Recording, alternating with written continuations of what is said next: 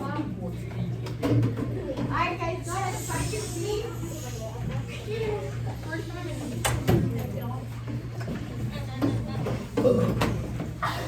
Alright guys, quietly sit down.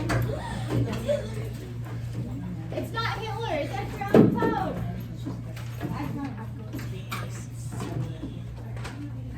Alright, how are you guys doing today? Good. Great. Awesome. I'm going to see this new story about Virginia. Virginia? Annabelle Lee. Ooh, that's good. He's remembering what we talked about yesterday. So we're reading a poem called what? Annabelle Lee. Annabelle Lee. Awesome. And who is this poem thought to be about? Virginia. Yeah, he said it. Good job. You reminded the rest of the class. Awesome.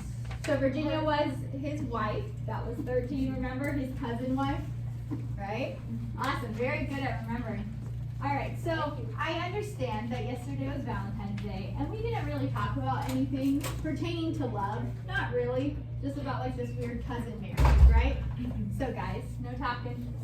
So I want to start this class by telling you guys a story. And this is a story about me. And one day, about 3 or 4 years ago, I can't remember how long ago it was, which is probably a bad thing, but that's okay. I was sitting in my office, and an office, when you get a little bit older, it's kind of like a bedroom, because you're bringing some stuff that reminds you of like what you like to do, what the people you love. So I had pictures, I had a poster probably of like Justin Bieber or someone who I like, so don't make fun of me. And I had my little guitar in the corner because I play guitar.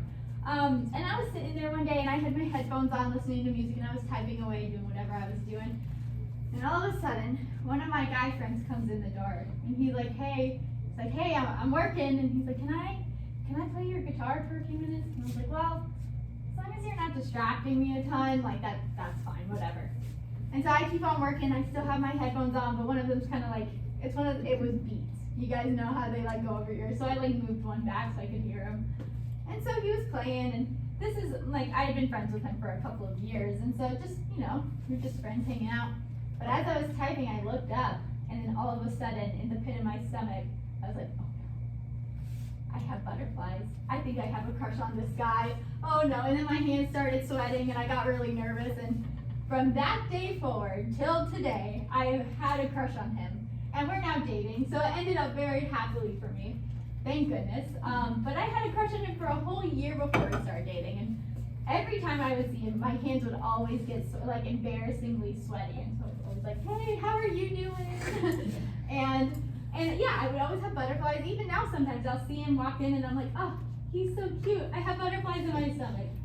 And so yeah, so that's the story of when I had a really big crush on somebody. So now I want you to turn to your partner and you're going to discuss this. How does your behavior change when you have a crush?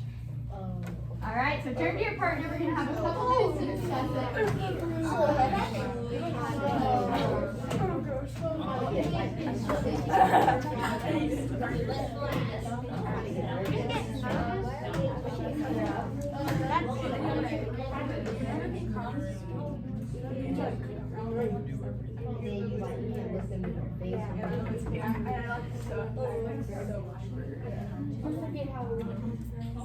They have a lot of stuff. I got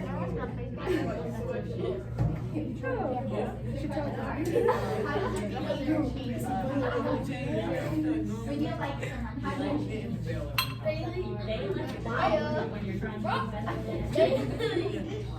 Alright guys, about 30 more seconds and then we'll wrap it up. So finish your thoughts. Awesome. Now who wants to share some ways that behavior changes?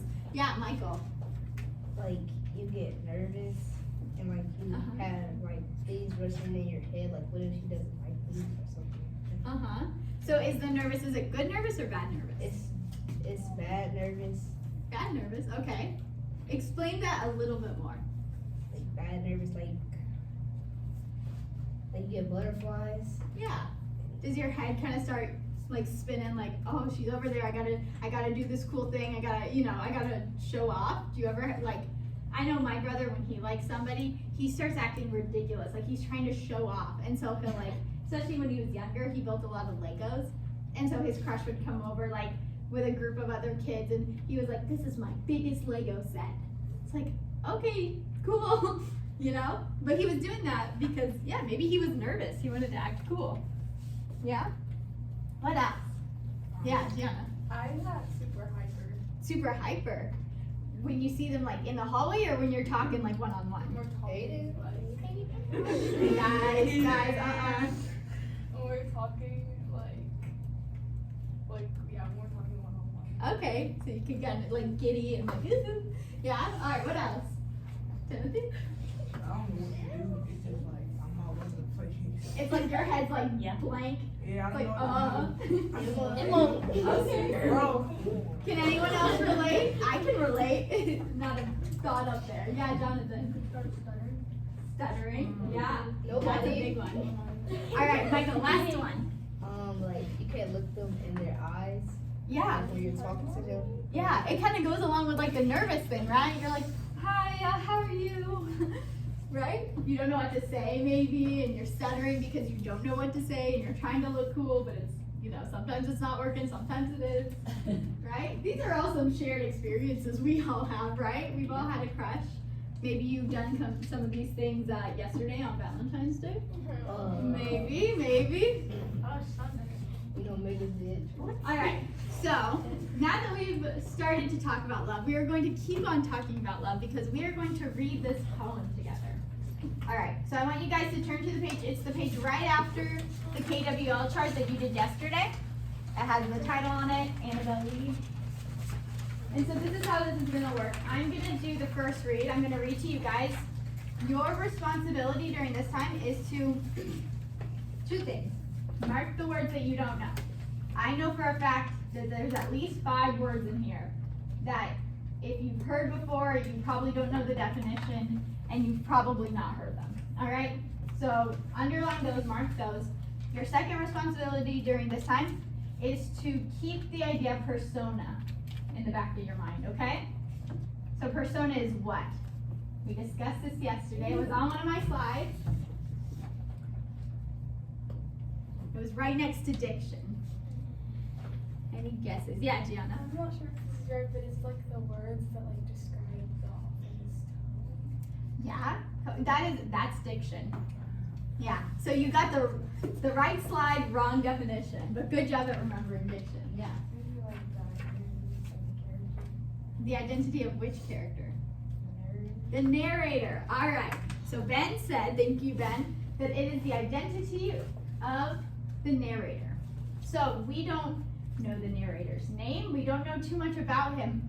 But to understand the poem, we have to understand who this narrator is. So as we're reading, try to start piecing together who this, it's a man, who this man is. Okay? Also, really quick, before I forget, we're going to read our clear learning target, which is up on the screen. It says, I will be able to identify the points of a plot chart and categorize where the different stanzas of Annabelle Lee will be. So we'll talk about plot charts a little bit later, but keep that in mind. Also, you have a beautiful visual of the story in front of you. All right. So everybody have your paper and your pencil, and we are going to begin. All right.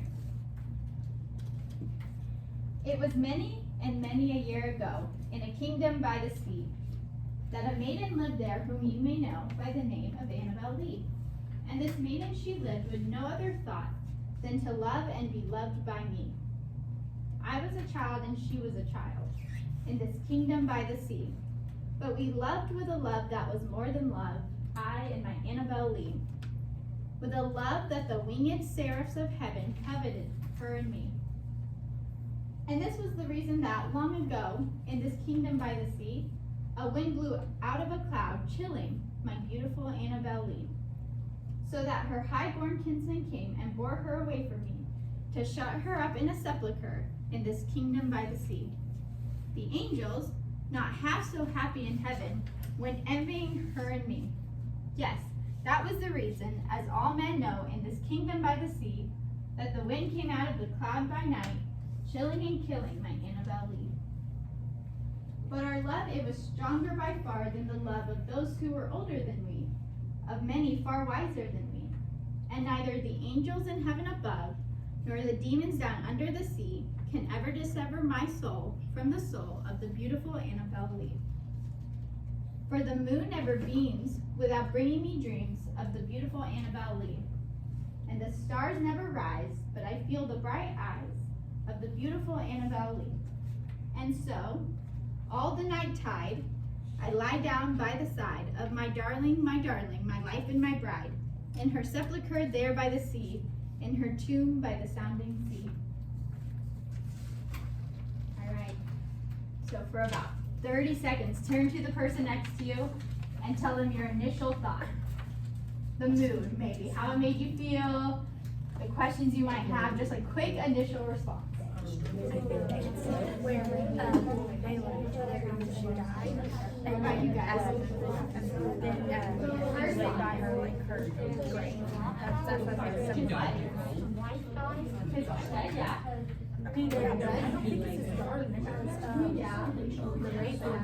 What about you? What's your initial thought? That was taking place in the Yeah, especially there towards the end.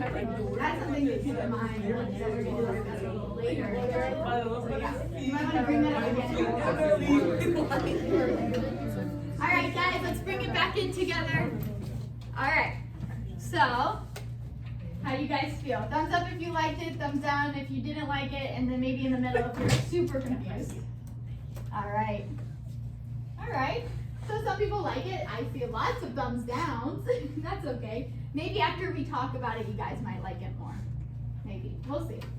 All right, so this is what we're going to do next. We're going to do a second read, but we're going to go stanza by stanza, and we're going to kind of summarize it and also discuss the words that we're having some difficulty with, because there were definitely words in there. Now you guys know that are very confusing, right?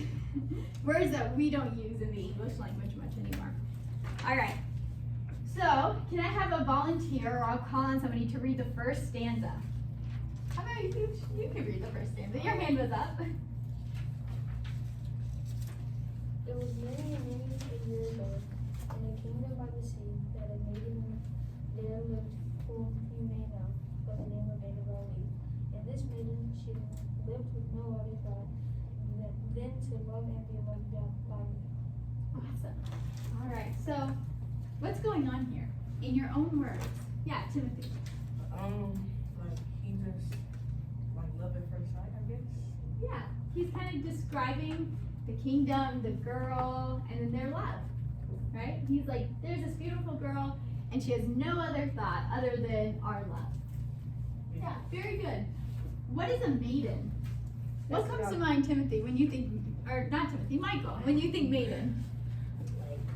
Like a loved one, A loved one. Okay, so a maiden is which gender? a female. A female. When you say maiden, do you think of like an A old soulmate. grandmother or maybe someone younger? What did you say? Like a soulmate. A soulmate. Okay. But if I were to say, let me think. I know you're cleaning the house. Like a maid. Yeah. Okay, so you can think of maid. Oh. But if you're gonna say like, oh, there's a maiden standing over there, what kind of girl would that kind of like? What does your mind imagine? Yeah. It's like a young girl. A young girl. What about like? Do you think that she's maybe beautiful? Yeah. So when I think of maiden, my very first thought is like the Disney Cinderella. Yeah. Like just like beautiful and like sweet and kind, and that's kind of the idea that he's trying to paint. It almost sounds like a fairy tale, this first stanza, doesn't it? It's like there's this beautiful kingdom by the sea and this maiden who I love and adore, and you know, it's all happy, right? But we know that it's Poe, so it might not say this happy. All right. So who wants to read the second stanza? Yeah, Megas, go ahead. I was a child and she was a child in this kingdom by the sea. But we loved with a love that was more than love. I am at Annabel Lee, with the love that the wings perhaps of heaven coveted her and me. Very good. So you had a word that it was hard to say, which is very understandable because it's coveted. coveted. It's not used very often. Does anybody know what it means? I've heard of it. You've heard it? Yeah. It's very old, but it means to be jealous of. So that sentence is they were jealous of her and me, is what it's saying. But who was jealous? There's two words in there that are kind of confusing. Yeah, Timothy. Angels? Yeah. So you think that word seraphs mean angel? Yeah, would you guys agree? Yeah. So you guys are right. Seraphs are angels that are mentioned in the Bible, and their biggest special feature is they have 3 wings, as opposed to the traditional 2 wings. So, but yeah, for lack of a better term, these are angels in heaven. All right, and then winged. What does winged mean? Yeah, close. Yeah, to have wings. It sounds more complicated than it is. So they use that little apostrophe above the E to kind of make it more poetic sounding, and it's winged instead of just winged. So, yeah, so those 2 lines there at the end, it says, with a love that the angels of heaven were jealous of. So there's a couple of things. They were saying that they were children, right? And that their love was very rare and very special, very unique love. It was a love that was more than love. And that love made the angels in heaven jealous. And heaven is supposed to be the best you can get, right? And so to have angels jealous of your love, that must mean it's something special. Very good, guys. All right, what about the third stanza? Any volunteers? Yeah, go ahead then. And this was the reason that long ago in this kingdom by the sea, a wind blew out of a cloud, chilling my beautiful Annabelle Lee, so that her highborn kinsman came and bore her away from me, to shut her up in Sepulcher. sepulcher in this kingdom by the sea. Awesome. All right, that word sepulcher. I think it's like a grave or like a coffin or something. Yeah, very good. So it's a grave. It is, have you guys ever been into a graveyard and have seen the little buildings? Yeah, so those are burial vaults, which is, they still bury people there. They still put people in there after they've passed away. But it's a little fancier. It's, it's those little houses. So instead of being underground, they're in the walls of the house. That's where they're laid to rest. Are anybody allowed to go inside? Yeah, so usually family are allowed, because you walk in and there's a little area to stand, put flowers down, and they'll have the names of the people buried. Yeah, so you can go The in. casket wouldn't be in there? Huh? The casket wouldn't be in there? The casket would be inside the walls of it. So you can't see the casket, but you're in the area where they're buried. It's almost think of a little shed. It's less popular now than it used to be, that's for sure. Yeah, not as many people are buried in a sepulcher. Yeah. What about highborn? What does that mean? To be highborn? Yeah, Ben. If you're born as a royal family. Yeah. It's anybody who is born of either nobility, which is royalty, dukes and duchesses, or of wealth. So you're either wealthy or you're basically royalty. Very good. And then kinsman. What is a kinsman? That's a tough one. So kin means family, and then men mean men. So it's men of the family. So when it says, so that her highborn kinsman came and bore her away from me, those 2 sentences are saying the men in her family came and took her away. To bear someone away, it is to take away. All right. So,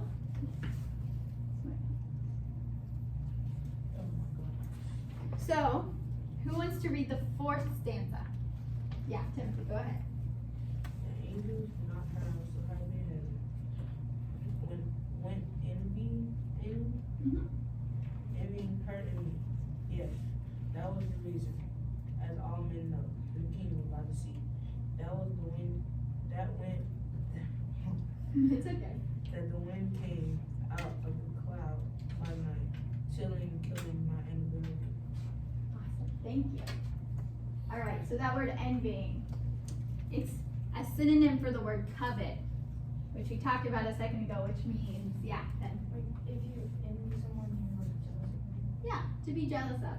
So it's reiterating, it's restating this idea that the angels were so jealous, they sent a cold wind out of the sky that ended up doing what? Killing her. Killing her, yeah. And so do you guys remember what we talked about Virginia Clem, his wife, Edgar Allan Poe's wife? What did she die from? Do you guys remember the word? Tuberculosis, very good. Which oftentimes you catch from being cold. So just another connection to think about as we're reading. Have that working in your brain as well. All right, Gianna, I've seen your hand up a couple times. Would you like to read the next stanza? But our love, it was stronger by far than the love of those who were older than we, of many far wiser than we. And neither the angels in heaven above, nor the demons down under the sea, can ever deceive my soul from the soul of the beautiful Annabelle. Awesome, thank you. That word dissever, it means to separate. So it's saying nothing, not even angels or demons or anything else in the world can ever separate my soul from Annabelle Lee's soul. Right, that's also a difficult word.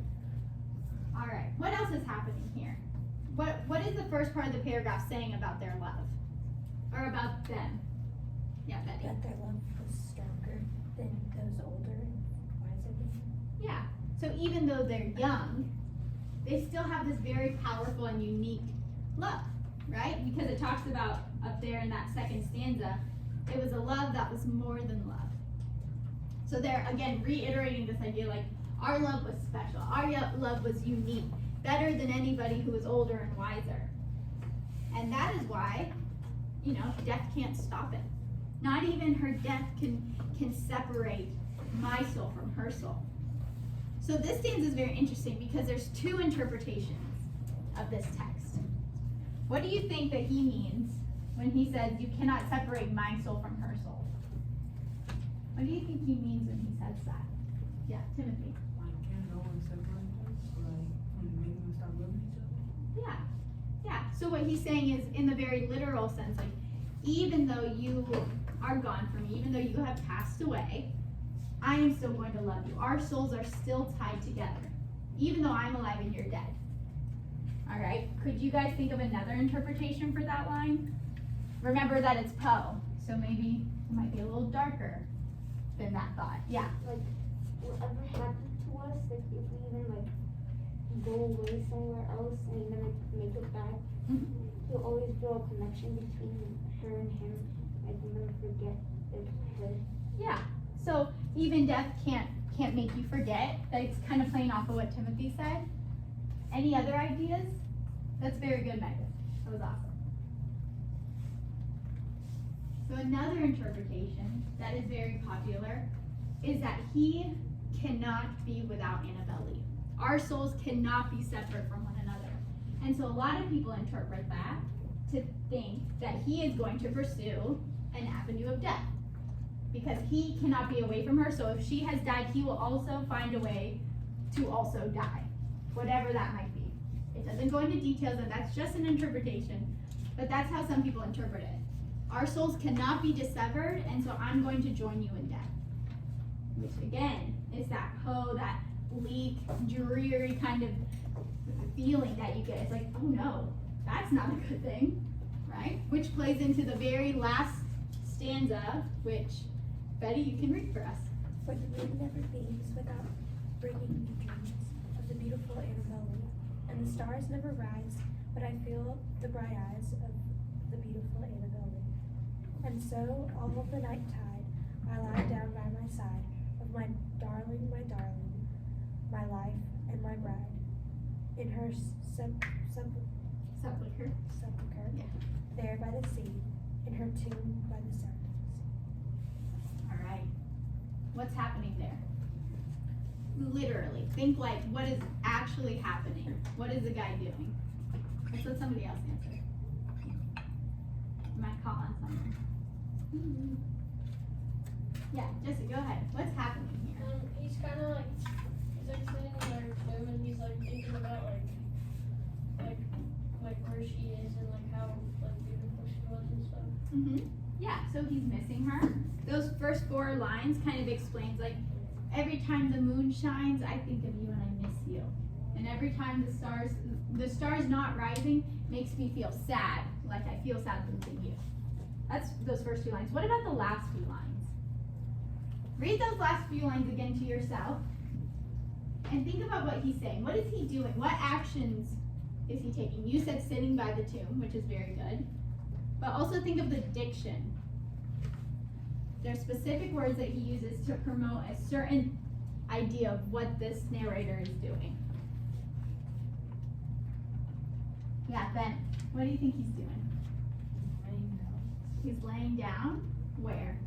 next to the Next. Does it say next to? or in. In. Oh, that's the word. That's the diction that we're looking for. In person, not beside. Right? So what does that mean? What is he doing? Yeah, Chloe. Yeah, but where's he going at night? Her sepulcher and her sepulcher. In her, and so he does what? Once he gets in there.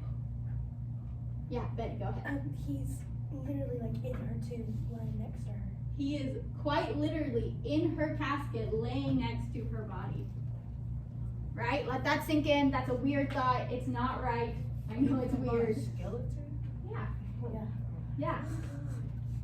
It says in her sepulcher, there by the sea. And then he also says, my life, my bride. It's kind of creepy, isn't it? It starts with this beautiful fairy tale setting, this beautiful maiden, and this is how it's ending? Kind of weird. So let's go back to the idea of persona. Persona is what? Ben, you want to remind us what persona is? You did such a good job the first time. The identity of the narrator. Okay, so who is this guy? Let's first name the facts of the story. There's a man, right? Who else is there? His wife. Or his Facts. Cold hard facts, just like those cases that we read about the other day. Just the facts. So him, and a girl that he likes. a girl that he likes. That's it. We don't know if she likes him back. We don't know if she is his wife. We just know that there is a boy and a girl. And then what happens to the girl? She dies. Yeah. And then what happens to him? How does he respond? We just talked about it. Jonathan, what does he do after she dies?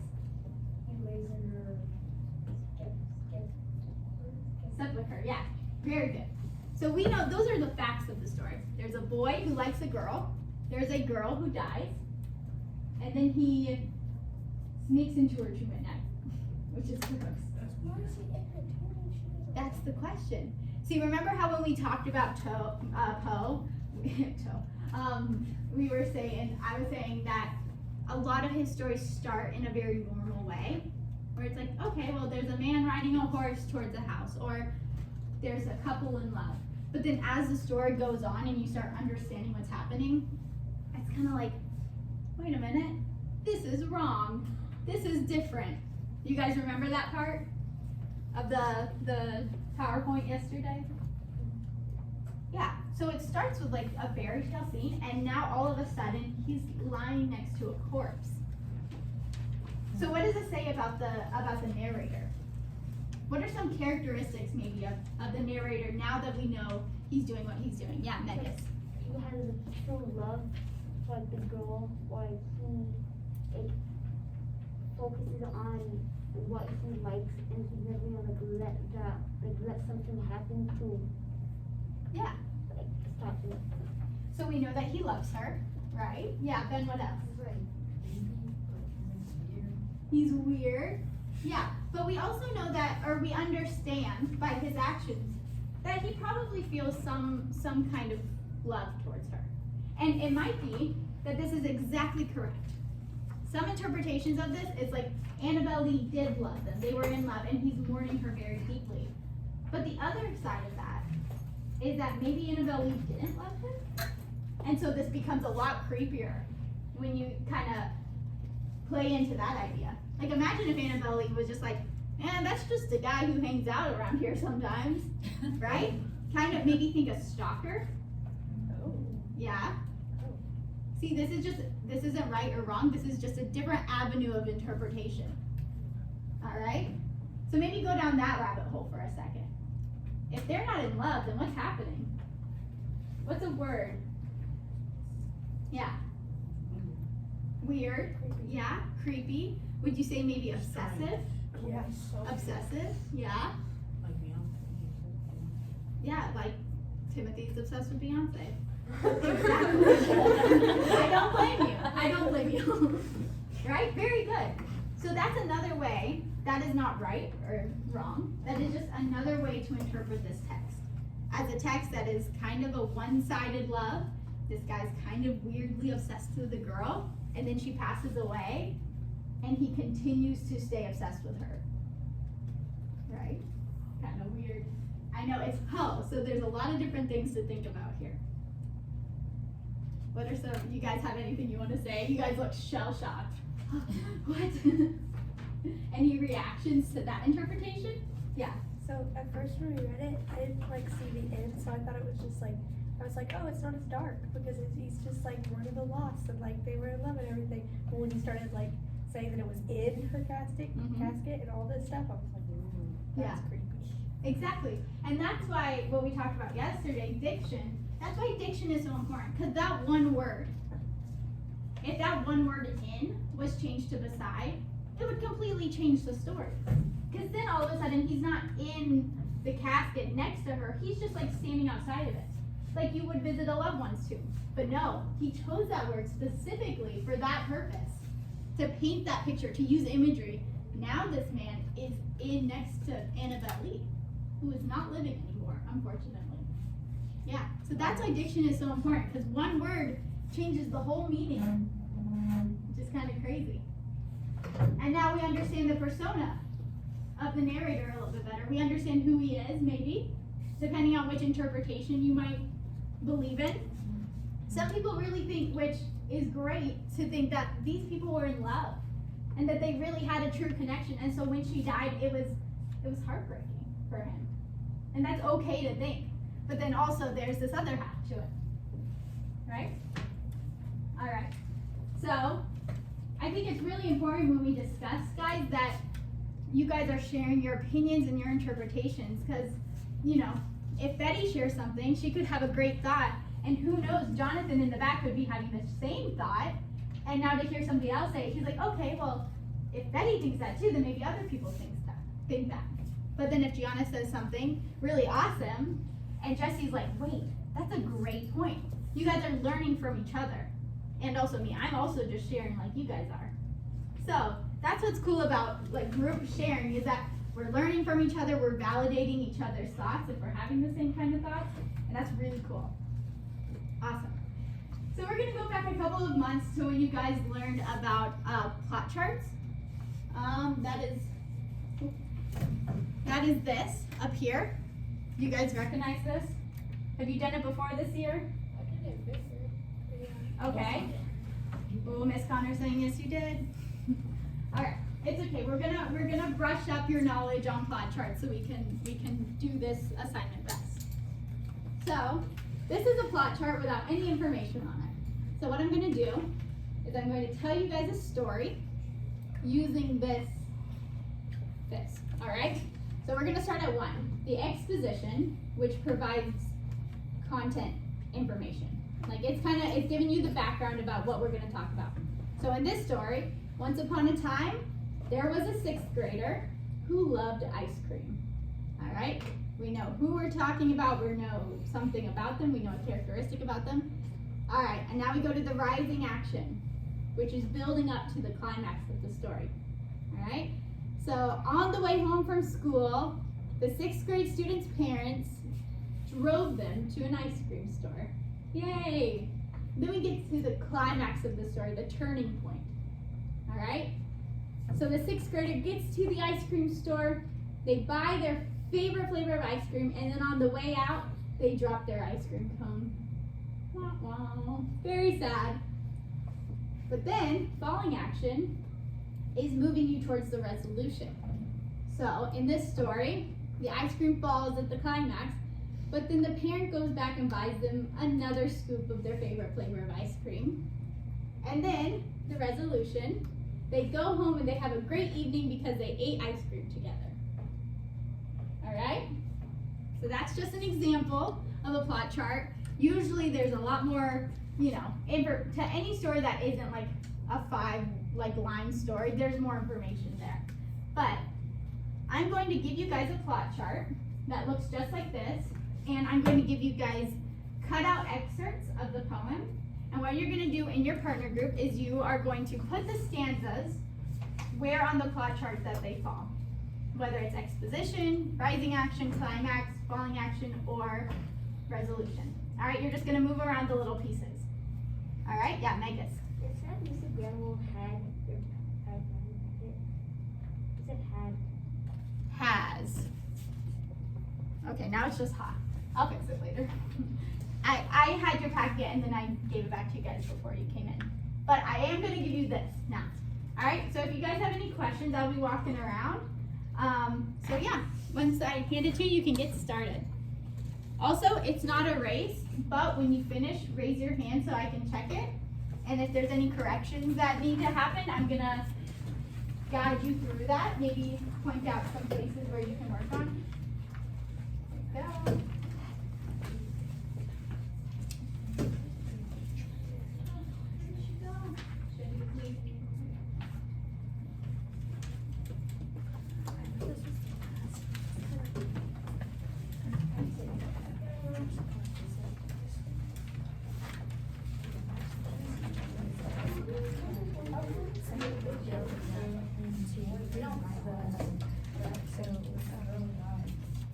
So that's kind of something else that's up for interpretation. Like there's a couple of different ways to interpret that.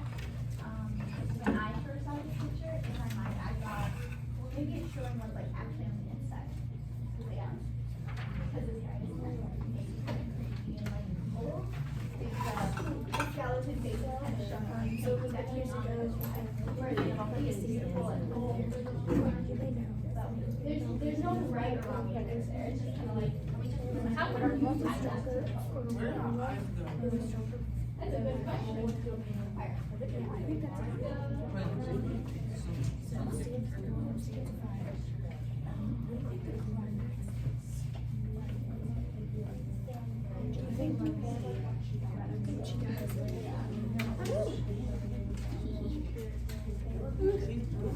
I got it. All right. What's up? Yeah, I'll say that to them. Hey guys, here's a hint. There are 5 plot points on the chart, but there are 6 stanzas, which means one of them is going to have 2. All right, you have to decide which one that is and where it'll be, but one of them will have 2. It could be. It's background information, writing action. You just put it where you believe it should go. And that can help you also to kind of create.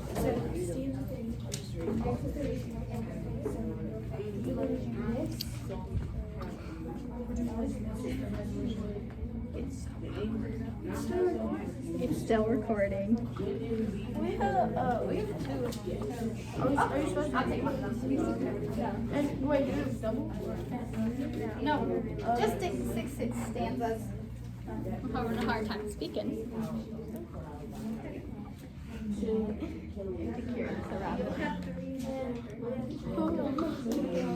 What's up? He doesn't get it, but I do. That's okay. I can re-explain it. So the exposition, do you remember what that is? Yeah, the beginning, the background knowledge. This says essential background information about characters and setting. All right? So that's going to be all the background information. This is the rising action. So anything building to the climax. What sometimes can help is if you identify the climax first. So how about I help you do that? What is the biggest part of this poem? What's the turning point of the poem? Oh, it's definitely him getting Yeah, so that's towards the end, but what causes him to get in the casket? his love, Annabelle Lee. His love? Yeah, Annabelle Lee, his love for her.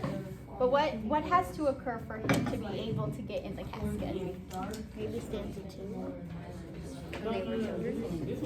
Yeah, but why would that cause him to get in the casket? Because they were childhood friends.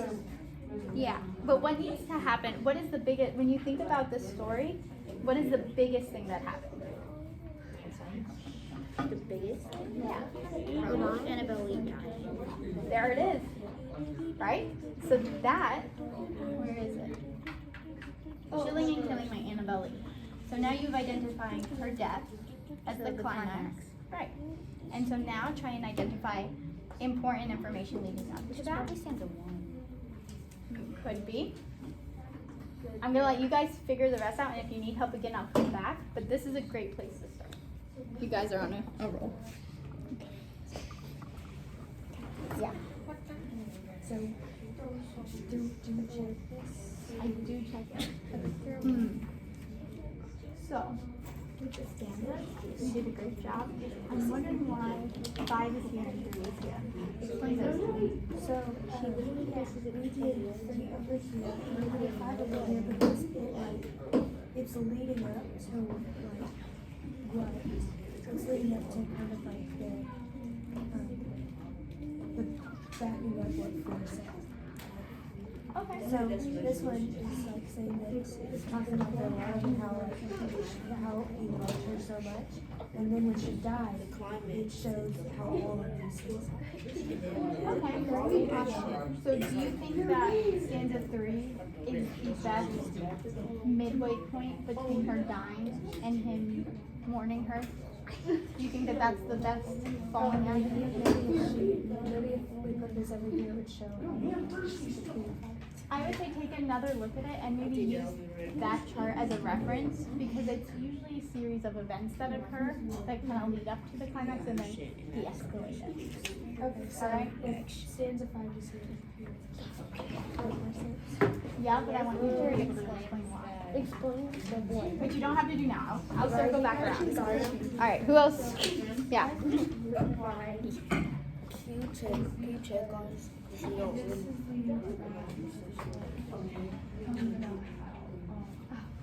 Awesome. Okay. So, I want you guys to explain just a couple of things to me. I have questions about it. Alright, so the resolution is like how it ends, right? It is, if you reference up there, it's the conclusion to the story that reveals the solution.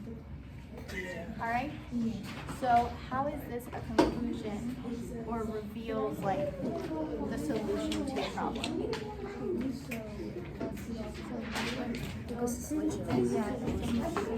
Well, why? Why would you say that? Hey guys, find your seats, okay? Timothy? Drop this paper. Okay. It's from saying what he's gonna do if he never Hold on.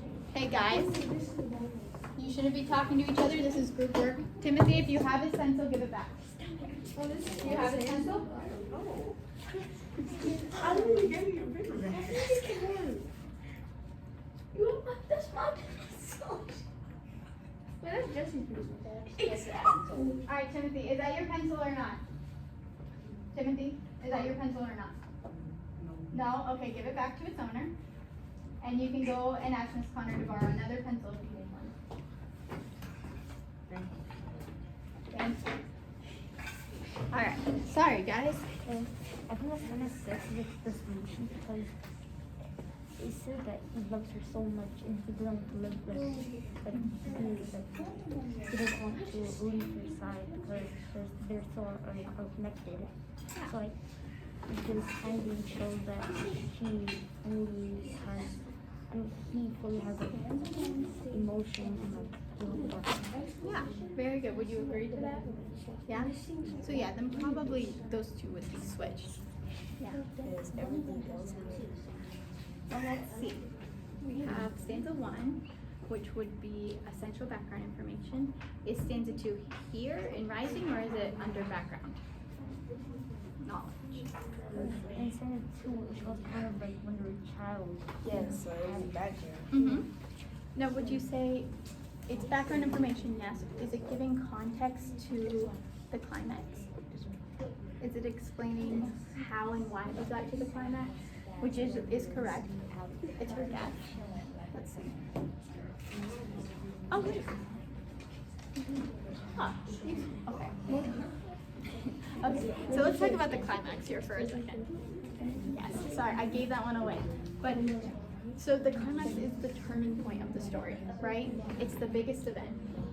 So this part is all explaining like we loved each other, we were together, and then something big happens, and that is what? She dies. And so these two are kind of explaining what happens after the death. Right? It's the de-escalation from the big event. So, sorry that I helped you, but now that you've identified the climax, this is like the rising action. This is when it first mentions that she was cold, that she was chilled, right? So she was sick here, and they took her away, which is awesome. But what about this one? Does this also give context for rising action, or is this still informational? Okay, do you agree?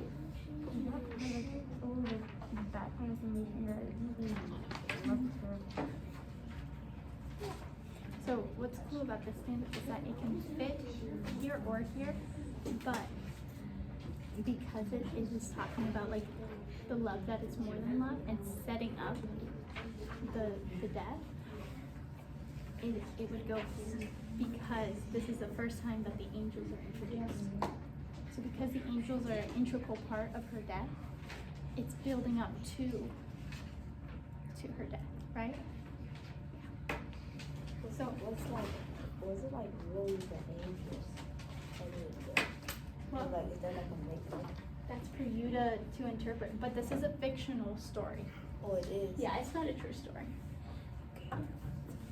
Alright, good job guys. Let me get somebody who I haven't gotten to yet. Okay, sorry. Alright, am I checking it? Okay, so stage 2 I have a question about. Is it informational, like for setting the background? Or is it content that is helping to aid this? I think that everybody was describing like how they felt for each other.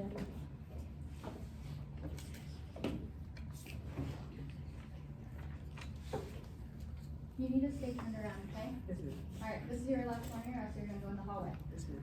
Thank you. Yeah, so keep going. I feel like that was like describing the characters. Okay, yeah. I think that there's a very key part to this stanza that aids to this. Something to keep in mind is it talks about the envy of the angels for the first time, which isn't so much as background information as it is a piece of the puzzle that will lead eventually to the climax of the story. Yeah? So maybe think about that for a minute and I'll come back and check. Alright. It looks like you guys got it. Awesome. Alright.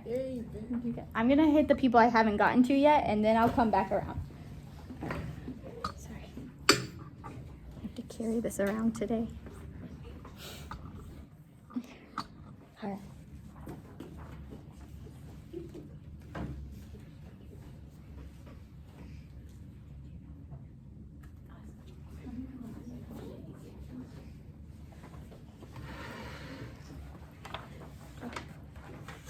So I'm curious about two of them. I'm curious about stanza 3 and stanza 5. Generally on a plot chart, it's a sequence of events that lead up to the climax. And you guys have correctly identified the climax, the big turning point, which is what? The death. Yeah, the death, right? And so my question is, how does stanza 5 give the background information to the climax and also to the rising action? Like why did you decide to put that one here?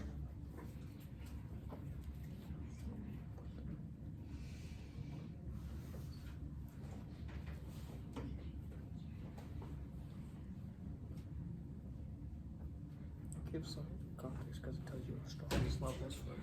Mm-hmm. So, Yeah. So it re-explains the love that they had for each other, right? Would you say that? See, this talks about how his soul can never be dissevered, which is addressing the love, but this is after her death. So instead of giving background information, it's kind of giving away, like if I were to read this in this order, it's kind of giving away what's going to happen up here, right? So I think that you should look at stanza 5 again, and maybe replace that. Well, I'm going to give you guys time to discuss it, okay? And then stanza 3, I have the same questions about. Why do you think that stanza 3 aids to the resolution? All right, so those are two stanzas I'd say take a second look at and be triple sure. All right, and then I'll come back and we'll talk about what you guys have done. All right. So let's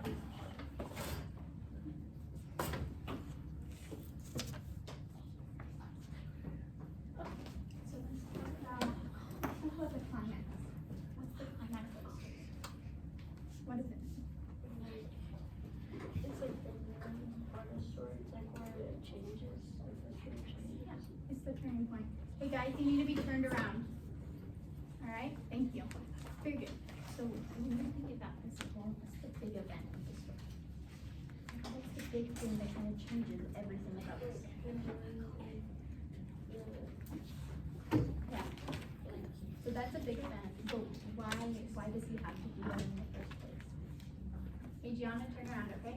Thank you.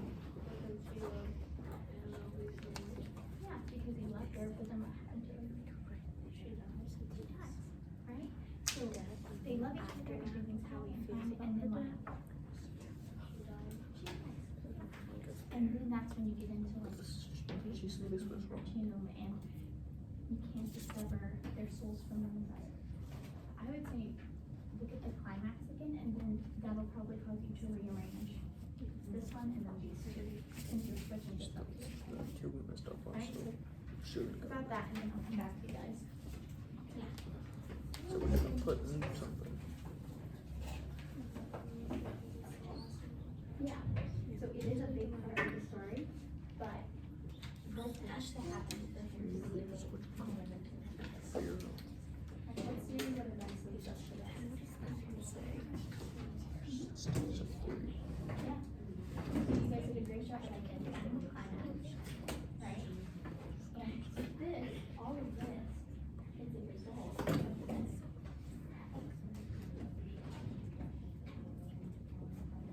So how did that after her death? Bring her somewhere. Since we know that's already wrong, we know, and if we know that it needs to be to someone, we can just switch things. So then we have to put that right there, and this one here.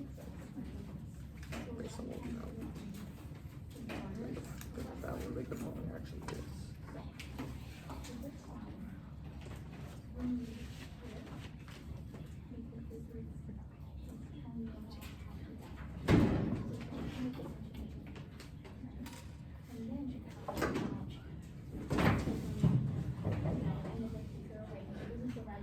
Which is really important to climax, just for death. But this is really important to get sleep. And the moments are important to understand what happens after.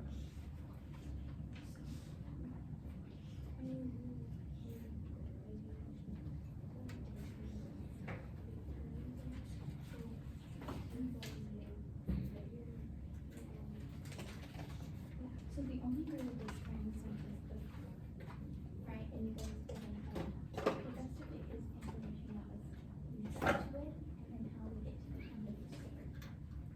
Right, and if you read the definitions up there, they're very helpful. The event of the climax, that one, oh, I can't even read that. The conclusion, yeah.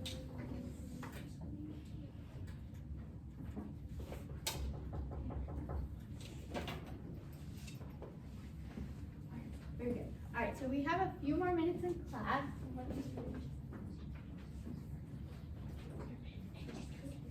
All right, so we're gonna talk really quick in the last couple minutes of class about what you put, because a lot of you guys have the same questions and identified similar things. I'm gonna put this here, guys. It's gonna catch everything you say.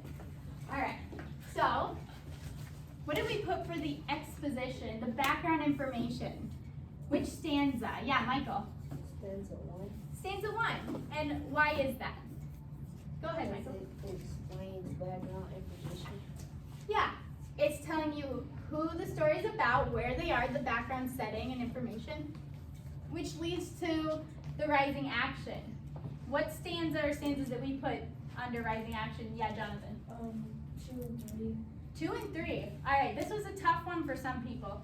So Jonathan, can you explain why those two are in rising action? Because they're leading up to her death and like how she died. Yeah.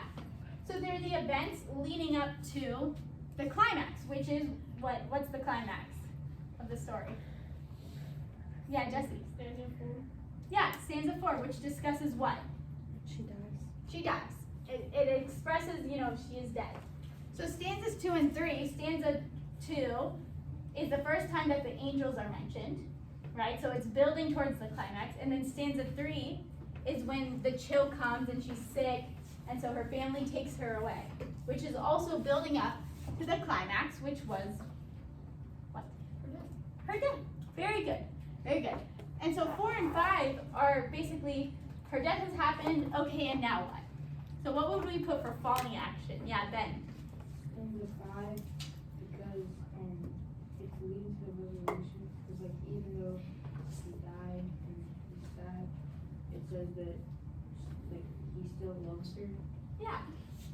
Yeah. And then finally, the resolution, the conclusion of the story ends with what, Gianna? Stanza 6. Okay, why? Because it talks about, because in the beginning he was like sad when she died, but he wasn't as sad when he had written her tome. Yeah. So it's explaining, so this is a story. We loved each other, things were good, and then she died, and I'm sad, and this is how I'm responding. This is how the story concludes, with me mourning in this very specific way, right? So I think most of you got it, and for those of you who didn't have the right stanzas, you were on the right track. It was just that little switch of, what series of events go in what order. So usually when it comes to a plot chart, it goes by order of how the story is being told. Sometimes writers switch it up on you and they'll like change around the order, but this poem, it's like stanza 1, 2, 3, 4. It goes in the order of which it was written, which is what's going to happen in most of the books that you're going to read right now. So just keep that in mind. All right, so what we're going to do now is I want you guys to clip your little pieces of paper to the paper that has the plot chart on it. And once it's clipped, then you can bring me the plot chart as well as your packet again. And we're going to put your packet back in this red folder. All right. And then hand me your plot chart and your little excerpts of paper that are paper clipped together.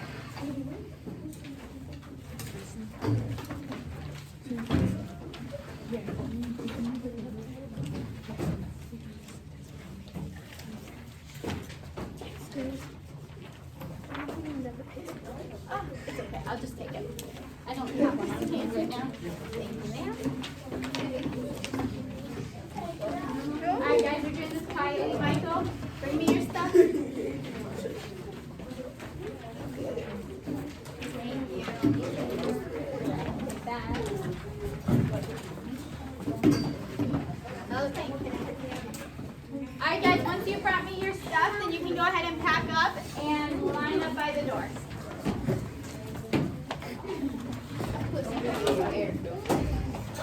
There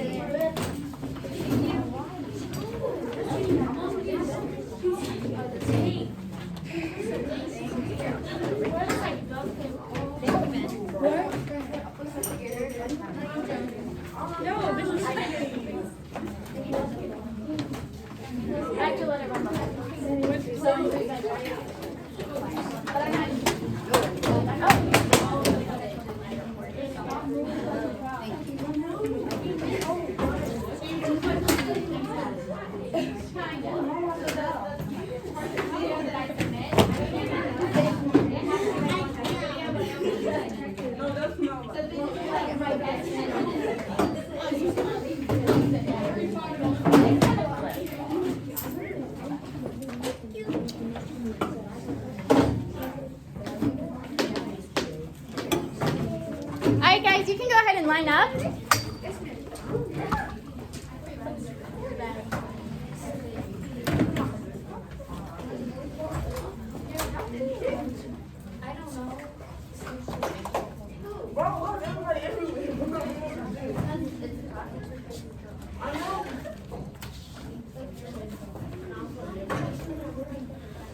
guys, go ahead and go on to academic lab. I'll look at you out.